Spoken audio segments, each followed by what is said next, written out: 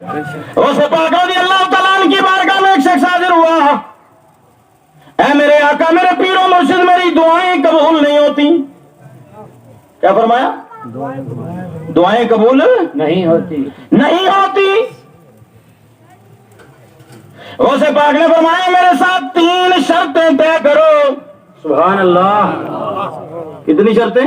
3. توجہ ہے. 3 شرطیں ہیں میری، تمہاری کوئی دعا رد نہیں ہوگی، جو بھی کرو گے قبول ہوگی.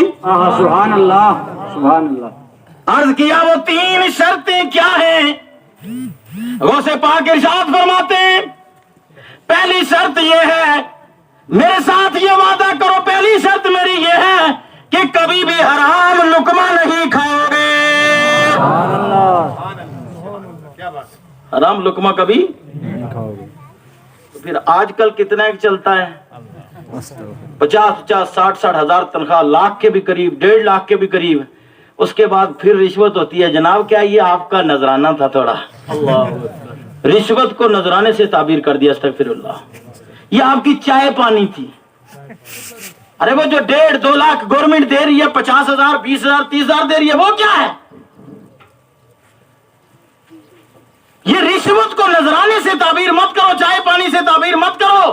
اللہ کے رسول صلی اللہ علیہ وسلم نے ارشاد فرمایا رشوت لینے والا بھی رشوت دینے والا بھی دونوں کے دونوں جہنم میں جائیں گے. اللہ اکبر کبیر. اللہ ویسے پاک نے فرمایا پہلی شرط یہ ہے دعا کے قبولیت کی کہ حرام کا لقمہ بھی نہیں کھانا.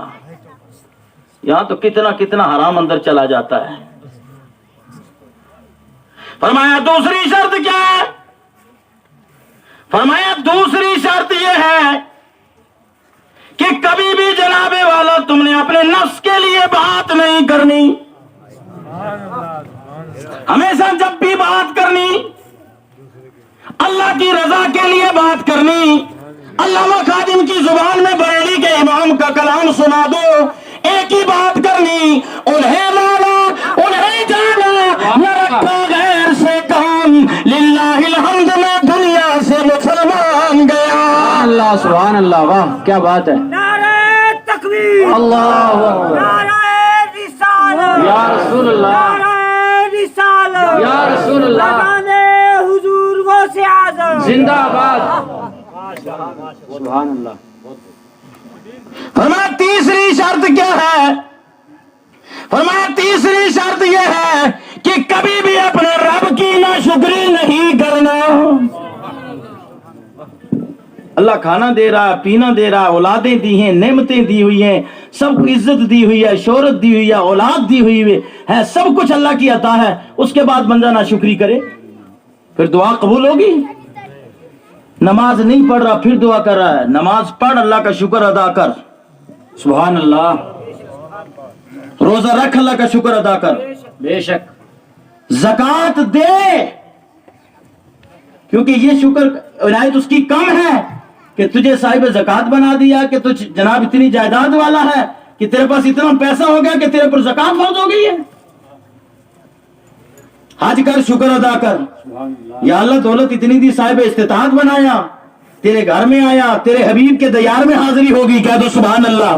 حضور کی بارگاہ میں حاضر ہوگا، شکر ادا کر. فرمایا 3 شرطیں ہیں، جو بھی میرا مرید ان 3 شرطوں پر عمل کرتا رہے گا اس کی دعا خدا ہمیشہ قبول فرماتا ہے. بے شک. سبحان اللہ. سبحان اللہ. اور غوث پاک کی دعا کہہ دو سبحان اللہ. سبحان اللہ. کسی شاعر نے کہا نگاہ مرد مومن سے سبحان اللہ. بدل جاتی ہے تقدیریں، نگاہ مرد مومن سے بدل جاتی ہے تقدیریں، جو ہوشوں کے یقین پیدا تو کٹ جاتی ہے زنجیریں. سبحان اللہ.